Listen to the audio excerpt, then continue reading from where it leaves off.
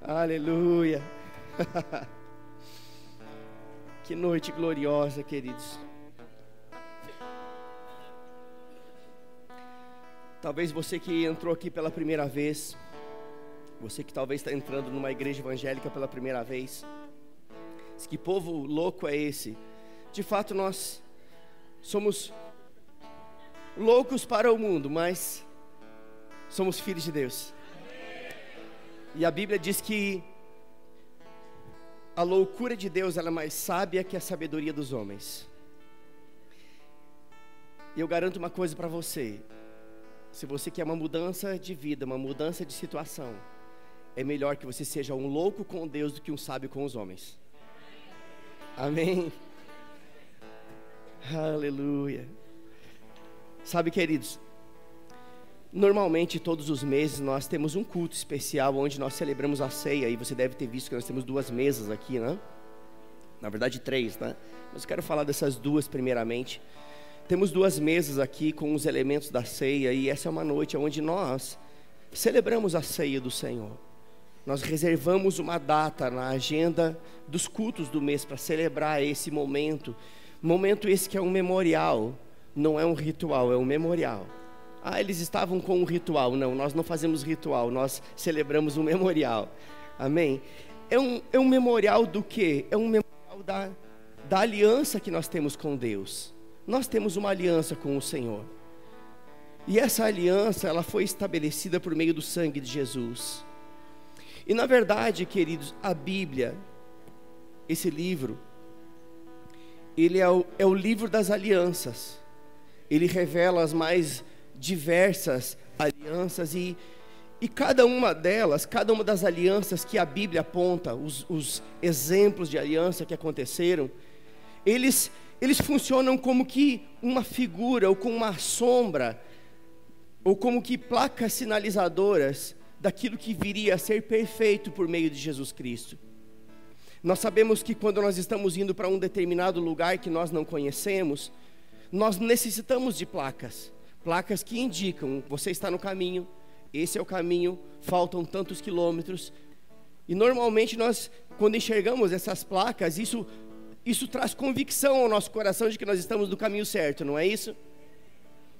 As alianças do Velho Testamento, elas funcionavam com esse objetivo. Elas funcionavam como que placas sinalizadoras, indicando que uma aliança superior, perfeita e eterna estava por vir. Amém? Algo mais glorioso estava por vir. Ou seja, a aliança que Deus estabeleceu, vou citar algumas delas aqui. A aliança que Deus estabeleceu, por exemplo, com Noé, com Abraão, com Moisés, e ainda outras alianças que a Bíblia sinaliza, elas de fato tinham esse propósito de apontar um futuro aonde nós, por meio do sangue de Jesus Cristo, estabeleceríamos com o Senhor, com o nosso Deus, uma aliança genuína, perfeita, inquebrável, inquestionável, inviolável. E eu queria que você, se você tem a sua Bíblia, já abrisse a sua Bíblia em 1 Coríntios capítulo 11. 1 Coríntios capítulo 11.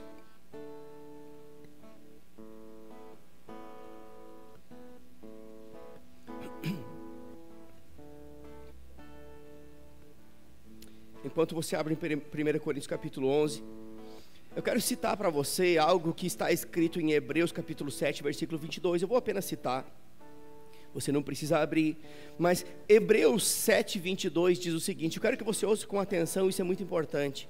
Diz assim, diz que Jesus, ele foi feito fiador, ou a garantia de uma aliança superior. Jesus, ele serviu como fiança. Sabe, queridos, quando alguém precisa de um fiador para estabelecer um contrato, o fiador ele passa a ser o devedor principal. Eu aprendi isso não faz muito tempo.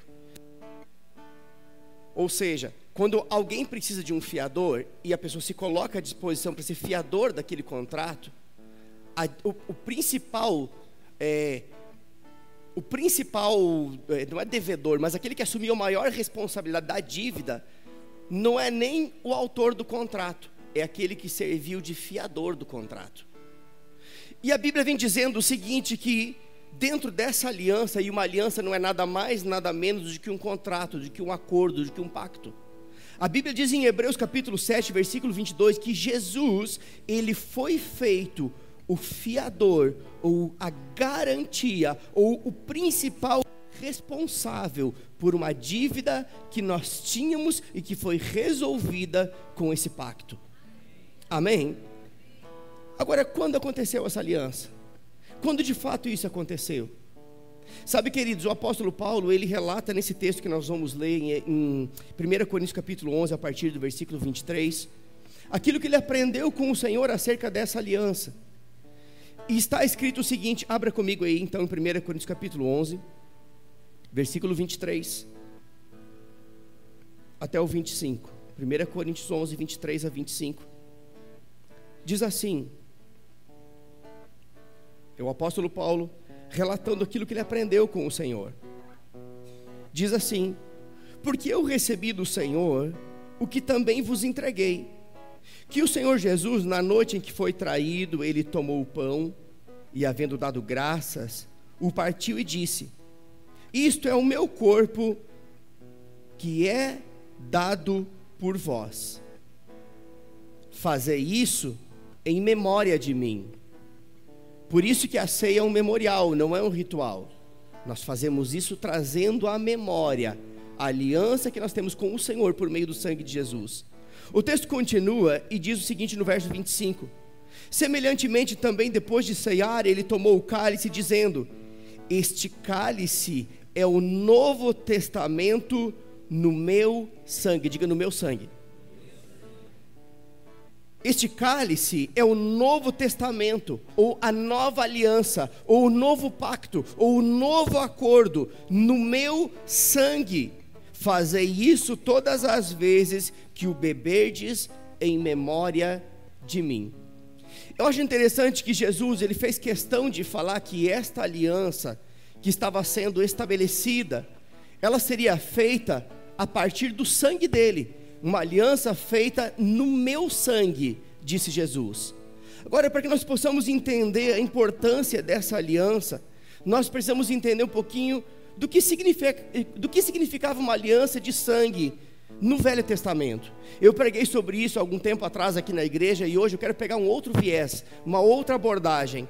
Mas a aliança de sangue no princípio, ela era feita da seguinte forma: haviam vários tipos de aliança, mas havia uma aliança que era chamada aliança de sangue. E é por isso que Jesus diz: este cálice é o Novo Testamento, ou a nova aliança feita no meu sangue. Como as alianças de sangue eram feitas lá no princípio, lá no Antigo Testamento, lá no antigo povo, era feita da seguinte forma: as duas pessoas que iam estabelecer essa aliança, ou esse pacto, ou esse acordo, elas cortavam, faziam uma pequena incisão nos pulsos, e elas pingavam esse sangue dentro de uma taça, como essa que está aqui na frente, uma taça de vinho, e uma pingava o seu sangue, e a outra pingava o seu sangue nessa taça, e eles misturavam aquele sangue naquele vinho, e ambos bebiam, os dois bebiam. Após esse momento, eles se davam as mãos, e o pulso daquele que estava cortado se misturava com o pulso do outro que estava cortado, e o sangue era misturado. E a partir desse momento, desta prática, essas duas pessoas que fizeram um acordo, elas passavam a ser irmãos de sangue. Eles não eram irmãos, naturalmente falando, como que alguém que veio do mesmo pai e da mesma mãe, mas por causa do acordo, por causa da aliança que eles fizeram, eles eram chamados de irmãos de sangue. Agora, essa aliança era um acordo indissolúvel, era impossível de ser quebrada. Era uma aliança, queridos, que ela era absoluta, ela era imutável, e ela trazia alguns resultados. Por exemplo, nesta aliança, onde duas pessoas estabeleciam esse acordo, dentro dessa prática de aliança de sangue, todos os bens de uma pessoa também passavam a ser os bens da outra pessoa. Mas se ela tinha dívidas, também todas as suas dívidas passavam a ser as dívidas da outra pessoa. Ou seja, havia ali um acordo tão intenso e tão profundo que tanto os bens como as dívidas eram misturadas, ou seja, um passava a ser participante tanto dos bens quanto das dívidas do outro. Está comigo? Está entendendo? Amém? Por que eu estou falando isso, queridos? Porque esta aliança indissolúvel, ela trazia alguns créditos para uns, mas ela poderia trazer alguns débitos para o outro. É ou não é verdade? Agora, é interessante que a aliança no hebraico, e o hebraico é a língua do Velho Testamento. O Velho Testamento, quase todo ele foi escrito em hebraico, parte dele em aramaico. Mas a língua do Velho Testamento é hebraico e a do Novo Testamento é grego. Mas a palavra aliança no hebraico é a palavra berit, e ela é definida da seguinte forma: significa cortar até que sangue flua. Isso é o significado da aliança no Velho Testamento. Mas é interessante que essa mesma palavra no Novo Testamento traz um outro significado.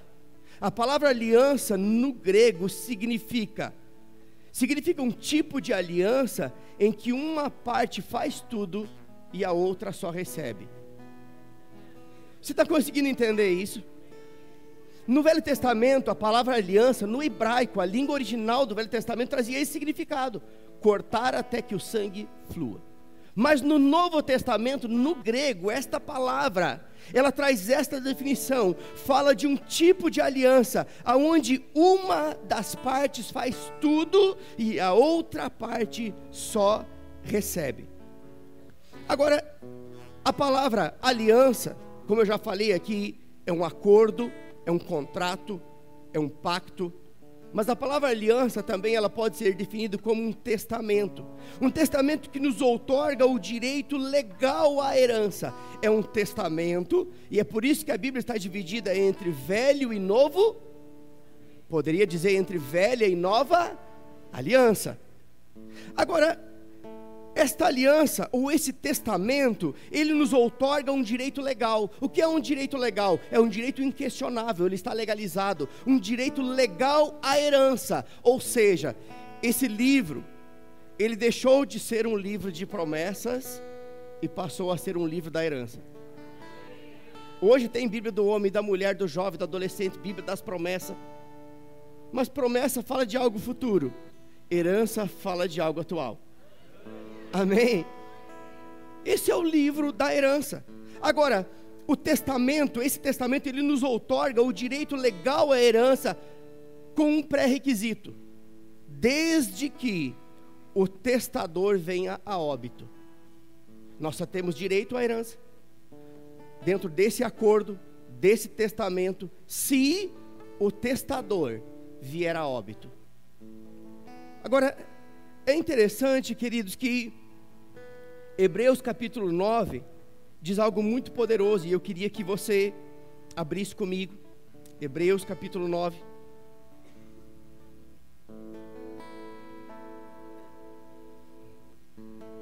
Ou seja, aquilo que vai validar o direito a usufruir da herança é a morte do testador.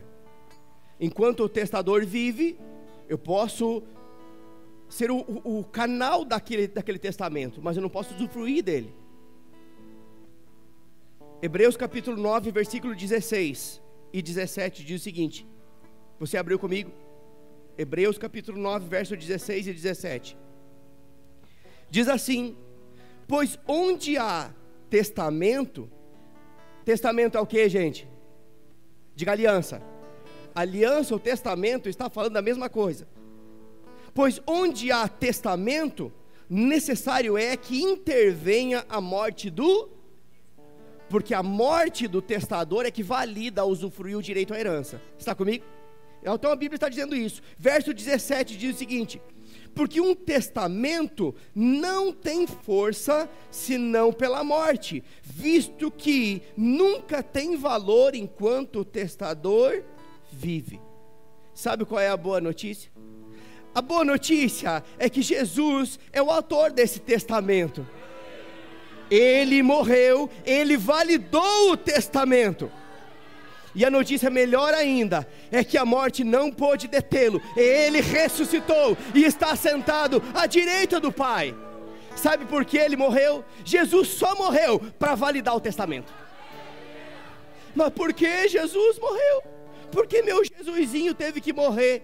Porque sem a morte do testador, a herança não tem poder algum. Ele precisou morrer para validar o direito da herança, para que eu e você pudéssemos usufruir desse direito. Mas a boa notícia e a melhor notícia é que a morte não pode detê-lo. Aleluia. Agora, eu e você somos o alvo desse testamento. Esse testamento está endereçado. Está endereçado para quem? Para o Clade, para a Cássia. Está endereçado para o Valdir. Está endereçado para a Suzana. Está endereçado para a Rosângela. Aqui está, esse testamento está dizendo tudo aquilo que você tem de direito. Agora você precisa descobrir o que é o seu direito. Você só pode usufruir daquilo que você conhece. Agora, é interessante, queridos, que eu e você somos o alvo desse testamento, então nós precisamos saber o que nós temos de direito nesse testamento. Ou seja, nesse testamento ou nesta aliança, eu e você recebemos novamente o direito de sermos chamados filhos de Deus. Nesse testamento, eu e você recebemos o direito de sermos novamente chamados de... Ah, mas todos são filhos de Deus. Se você ler a Bíblia, você vai descobrir que não. Isso é um dito que tem por aí. Todo mundo fala, ah, mas todos são filhos de Deus. Quando você lê a Bíblia, talvez você tenha algumas surpresas. Porque a Bíblia diz que todos somos criação de Deus. Mas só se tornam filhos aqueles que recebem a Jesus como Senhor e Salvador. Não é receber uma religião, não é se tornar evangélico. Ei, Jesus não é evangélico. Jesus é Jesus. Amém? Jesus não é evangélico, Jesus não é católico, Jesus é o Filho de Deus. Amém? Nesse testamento, eu e você recebemos novamente o direito de sermos chamados filhos de Deus. Agora, isso me mostra que nesse testamento ou nesta aliança, nós nos tornamos participantes de uma família. Se somos filhos, logo temos irmãos. Se temos irmãos, logo temos uma família. Que família é essa? É a família de Deus. Somos parte da mesma família. Agora, queridos, é interessante que após uma aliança feita com sangue, os dois que firmaram aquela aliança, eles eram chamados de quê, gente? Irmãos de... Lembra que eu citei aqui um exemplo de uma aliança entre duas pessoas. Após o ritual, eles eram chamados de quê? Irmãos. Que coisa interessante que Jesus fala algo muito parecido em Hebreus capítulo 2. Abra comigo.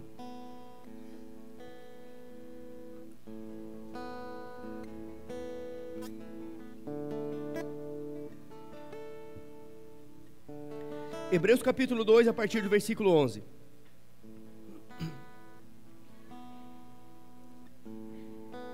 Diz o seguinte: assim, tanto o que santifica. Quem é aquele que santifica? Diga Jesus. É Jesus que nos santifica por meio do seu sangue. Diz o seguinte: assim, tanto o que santifica quanto os que são santificados. Quem são os santificados aqui? Assim, tanto o que santifica quanto os que são santificados advém de um só. E por esta razão, Jesus não se envergonha de chamá-los.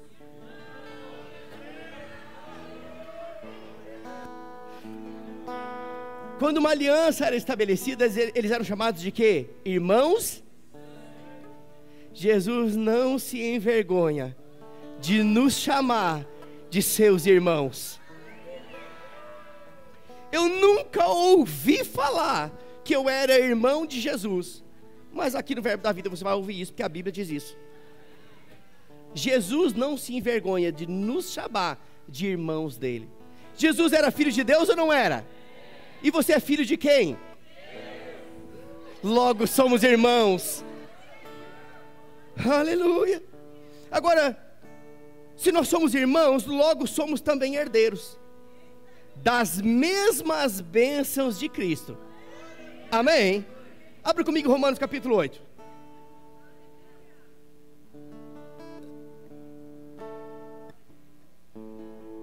Romanos capítulo 8.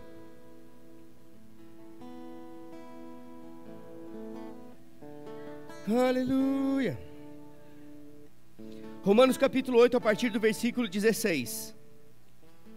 Diz o seguinte: e o próprio Espírito testemunha em nosso espírito que somos, diga, filhos de Deus. Não, isso aí você não convence nem a você mesmo. Que somos o que, gente? Oh, aleluia. O próprio Espírito de Deus testemunha no nosso espírito que somos filhos de Deus. Ai, não, filho, é muita coisa para mim. Não, você pode achar muito, Deus acha que é assim que deve ser. Amém? O verso 17 diz o seguinte: se somos filhos, então também somos o que, gente? Se somos filhos, também somos herdeiros. Herdeiros de quem? De Deus. E co-herdeiros com quem? Com Cristo. Se realmente participamos dos seus sofrimentos, para que da mesma maneira participemos da sua glória. Esse texto está dizendo, queridos, que eu e você somos filhos de... Se somos filhos, logo somos herdeiros de Deus e co-herdeiros com Cristo. Sabe o que é co-herdeiro? É alguém que assume o mesmo direito à herança. Quero que você entenda algo. Esse texto está dizendo nada mais, nada menos, de que nós herdamos de Deus o direito de filhos, assim como Jesus. Eu e você herdamos de Deus, nós somos herdeiros de Deus, co-herdeiros com Cristo. Ele está dizendo que eu e você herdamos de Deus o quê? Um direito de filhos, assim como nosso irmão mais velho Jesus. Amém? Aleluia. Cristo era filho? E você é? João capítulo 1, versículo 12 diz o seguinte: pois todos quantos o receberam, Deus deu a eles o direito ou o poder de se, diga, tornarem. Só pode se tornar alguém que antes não era. Eu não me torno um homem que eu já sou. É ou não é verdade? Você não pode se tornar aquilo que você já é. Então aqui fica bem claro que fica quebrado esse conceito de, todos são filhos de Deus. Então a Bíblia está errada, e Deus está errado, e Jesus está errado, e está todo mundo errado, e só você está certo. Está comigo? Porque aqui está dizendo: todos quantos o receberam a Jesus, Deus deu a estes, não a todos, a estes que o receberam, o direito de participar da herança de filhos. Aleluia. Agora, nesta herança que nos coloca de novo na condição de filhos, também existem outras coisas, porque não é só um item da herança. Quando nós descobrimos o que aconteceu com Jesus, é um vislumbre daquilo que vai acontecer conosco na plenitude. Jesus Cristo, ele foi revestido com o poder do Espírito Santo, não foi? Ele foi batizado por João Batista, saiu das águas, e o Espírito Santo veio sobre ele em forma corpórea de pomba, e ali ele começou o seu ministério. Agora sabemos que o Espírito veio sobre Jesus, e eu e você também podemos ser revestidos com o poder do Espírito Santo por meio do batismo com o Espírito Santo. Atos diz isso, Atos 1:8. O que aconteceu com Jesus? Era filho, somos filhos. Foi revestido com o poder, podemos ser revestidos com o poder. Mas não só isso, Cristo tinha autoridade sobre os demônios, não tinha? Tinha ou não tinha? Nós também temos.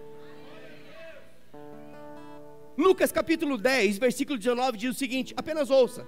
Diz o seguinte: eis que vos dei autoridade para pisar serpentes e escorpiões. Aqui não está falando de cobra e de escorpião, está falando de demônios.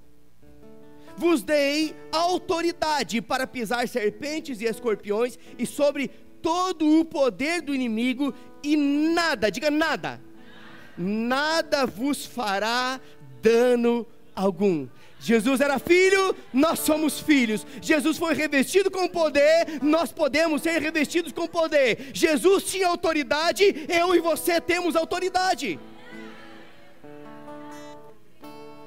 mas Jesus andava em plena provisão.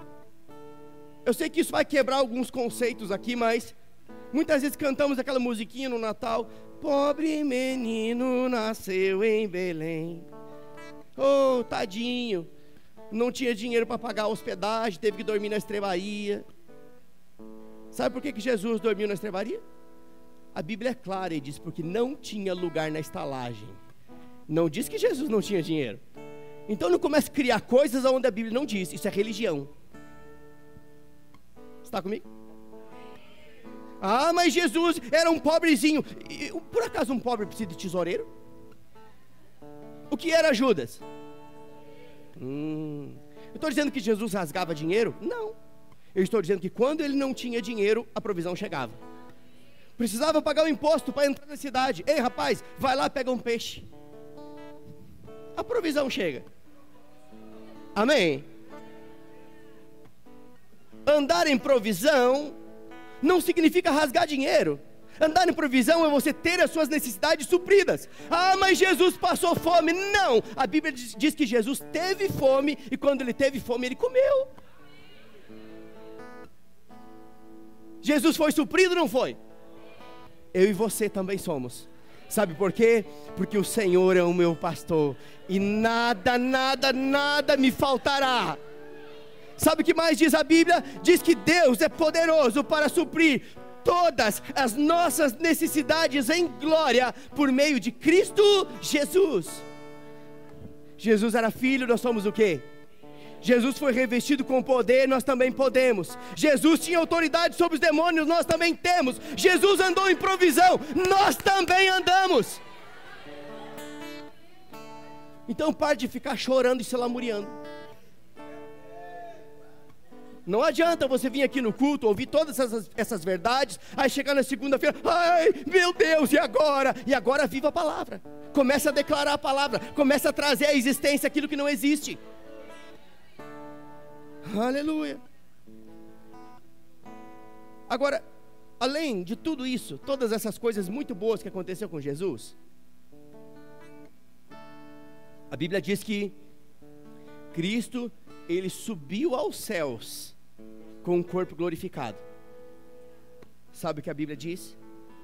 Que eu e você, assim como Jesus, subiremos aos céus com um corpo glorificado. Sabe o que Jesus foi? Jesus foi a matriz de uma produção em série. Você está achando estranho isso? Então abra sua Bíblia e vamos ler juntos. 1 de João capítulo 3.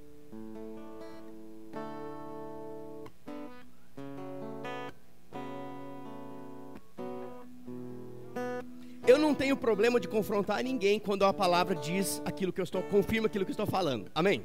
Eu sou muito tranquilo quanto a isso.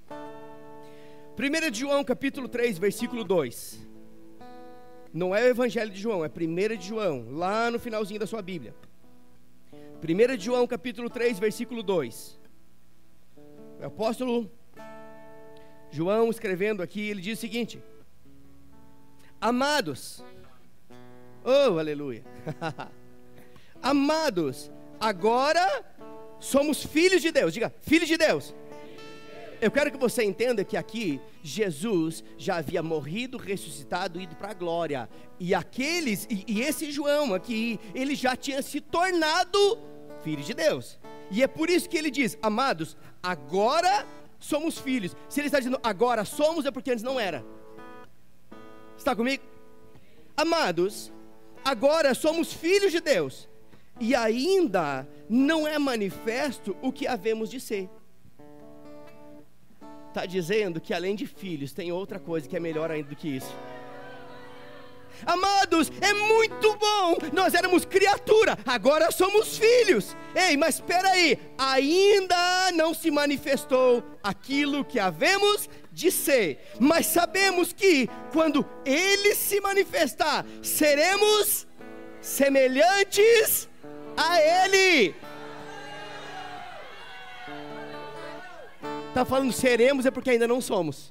Tudo isso que eu falei até aqui nós já somos. Já somos filhos, nós já podemos receber o revestimento de poder, temos autoridade, somos supridos, mas ainda não somos como Ele é. Por quê? Porque assim como Ele ressuscitou com o corpo glorificado e atravessava paredes e subiu aos céus, vai chegar um tempo onde a igreja vai ser arrebatada e esse corpo mortal vai se revestir da imortalidade. Seremos semelhantes a Ele. Aleluia. Sabe, queridos, nós precisamos entender que esta aliança em que eu e você estamos, nós não estamos na velha aliança. A velha aliança se encerrou. É por isso que nós não vestimos mais estola sacerdotal. Por quê? Porque agora todos nós somos reis e sacerdotes.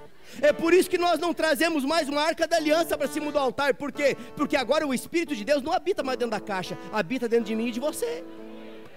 O velho ficou e o novo foi estabelecido. Amém? Aleluia. Eu e você precisamos entender que esta aliança que nós estamos é uma aliança superior. Diga superior. É uma aliança superior às alianças do Antigo Testamento. As do Antigo Testamento eram figuras, eram placas sinalizadoras de uma aliança melhor e mais excelente, perfeita e eterna. Não foi assim que eu comecei falando? Pronto, eu e você precisamos entender que a aliança a qual eu e você estamos inseridos é uma aliança superior àquelas. Mas de onde ele está tirando isso? Da Bíblia. Abra sua Bíblia em Hebreus capítulo 8.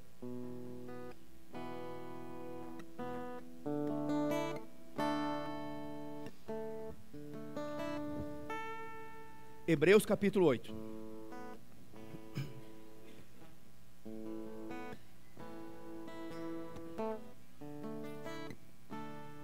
A partir do versículo 6. Hebreus 8, 6 e 7 diz o seguinte: contudo, agora, Jesus recebeu um ministério ainda mais excelente que o dos sacerdotes. Ele está falando da aliança que Jesus estabeleceu. Contudo, agora, Jesus, o mediador dessa aliança, o fiador dessa aliança, ele recebeu um ministério ainda mais excelente que o dos sacerdotes. É por isso que eu volto a falar, porque muitas vezes estamos voltando às práticas da velha aliança, sendo que Jesus estabeleceu uma aliança muito superior àquela que foram estabelecidas com os sacerdotes. O texto continua e diz: assim como também a aliança da qual ele é mediador, aliança muito superior à antiga. Não é isso que está escrito na sua Bíblia?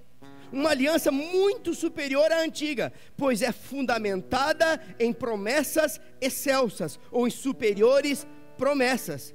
Ora, se aquela primeira aliança não tivesse imperfeições, não seria necessário buscar lugar para a segunda. Está dizendo o quê?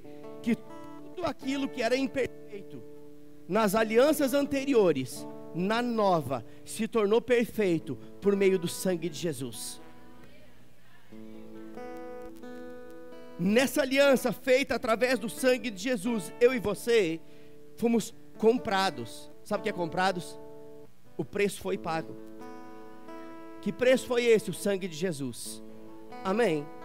Nessa nova aliança a qual eu e você pertencemos, feita através do sangue de Jesus, eu e você fomos comprados, eu e você fomos redimidos, eu e você fomos justificados, nós fomos reconciliados com Deus, fomos sarados e somos supridos. Pense numa coisa gloriosa. Isso é maravilhoso, você saber dessas verdades.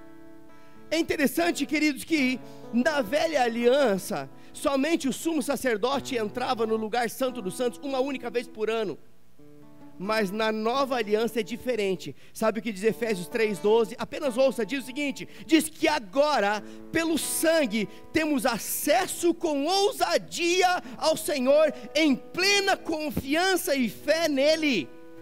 Agora eu e você temos acesso com ousadia, confiança e fé nele. Sabe o que diz mais? Diz que nessa nova aliança, eu e você podemos nos achegar com confiança ao trono da graça, na certeza de que seremos ajudados em tempo oportuno. Hebreus 4,16 diz isso. Eu quero que você entenda por que essa aliança é superior. Porque na antiga aliança, um homem, uma vez por ano, chegava até a presença de Deus, representada por uma arca. Na nova aliança, eu e você temos livre acesso. O véu que nos separava foi rompido. Hoje nós podemos nos achegar com confiança ao trono da graça, na certeza de que seremos ajudados. Sabe quem tem certeza? Só tem certeza quem conhece a outra pessoa. Você só tem certeza de que vai ser ajudado se você chega em alguém que você conhece. Deus quer se fazer conhecido seu, para que você se achegue a Ele não como um estranho. Ah, grandioso, poderoso, eterno Deus, Deus de Abraão, de Isaac, de Jacó, é tudo isso, mas Ele também é seu Pai. Amém?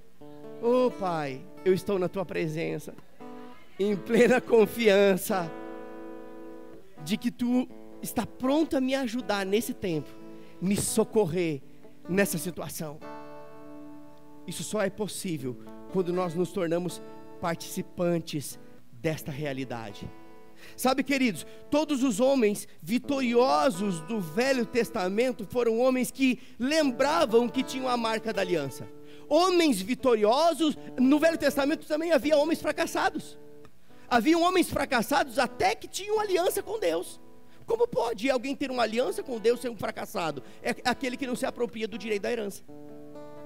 Quando você entende que você tem uma aliança com Deus, que te outorga o direito legal de filho, tudo é diferente. Então eu entendo que na velha aliança, que era apenas um vislumbre, não era a plenitude, ainda assim haviam homens vitoriosos. Por quê? Porque a marca registrada de todos os homens vitoriosos do Velho Testamento é que eles lembravam da marca da aliança. E a marca da aliança no Velho Testamento era uma circuncisão. Circuncisão, para quem não sabe, é cortar a pele do prepúcio. Ainda hoje, ou popularmente hoje chamada cirurgia de fimose. A antiga aliança era firmada dessa forma, com sangue. Agora, é interessante, queridos, que todos os judeus, eles eram circuncidados. Era uma prática dos judeus. Os judeus eram o povo da aliança, e todos os judeus eram circuncidados, porque justamente a circuncisão era o símbolo da aliança do povo antigo.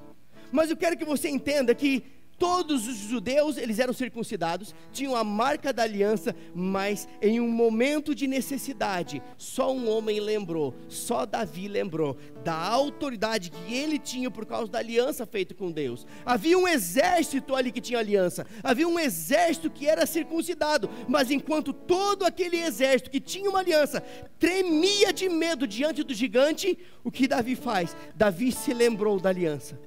Ele se lembrou da aliança, queridos, e ele se levanta contra aquela situação em plena confiança do Deus dos exércitos, a ponto de ele, diante daquele gigante que ameaça. Eu quero que você imagine comigo um exército, tremendos queixos de medo.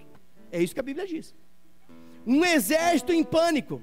Mas havia um homem que, assim como todos os outros, tinha a marca da aliança. Qual era a diferença? Ele lembrava que ele tinha uma aliança. Ele se apropriou do direito à herança. Ele se apropriou da autoridade daquela aliança. E ele diz: quem é esse incircunciso?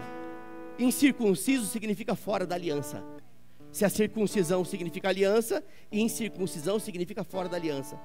E ele olha para aquele gigante ameaçando, e ele diz: quem é esse incircunciso filisteu para afrontar o exército do Deus vivo? Eu quero que você entenda algo, queridos. Davi, porque confiou nessa aliança. Davi, porque estava persuadido pela autoridade que lhe foi outorgada por meio de uma aliança inferior à nossa. Ele venceu obstáculos, ele enfrentou o gigante, ele se tornou o rei, porque ele confiava na aliança. Sabe o que isso significa? Que assim como aconteceu com ele, é a mesma maneira que pode acontecer conosco quando eu e você confiamos, lembramos da aliança que nós temos com Deus, firmada por meio do sangue de Jesus Cristo.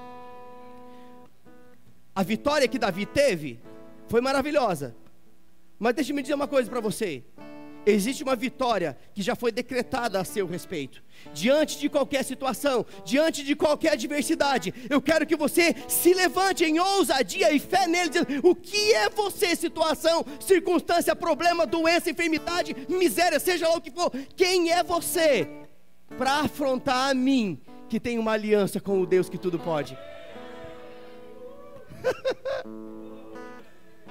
Aleluia! Temos uma aliança com esse Deus, queridos. Agora veja bem, Salmo 25:14, eu vou ler para você. Salmo 25:14 diz que Deus, Ele quer nos revelar os segredos da aliança. Oh Deus de mistério! Na Bíblia você não vai encontrar um Deus de mistério. Na Bíblia, nessa Bíblia que eu tenho, na sua que você tem aí, você vai encontrar um Deus de revelação. Deus não quer se esconder, Deus quer se apresentar. E diz isso aqui em Salmo 25:14, diz que Deus, Ele deseja nos revelar os segredos da aliança. Sabe o que significa? Que existem alguns segredos que são revelados apenas a alguns. Quem são estes? Eu quero ler o versículo para você, diz o seguinte, ouça isso: a intimidade do Senhor é para os que o temem, aos quais Ele revelará os segredos da sua aliança.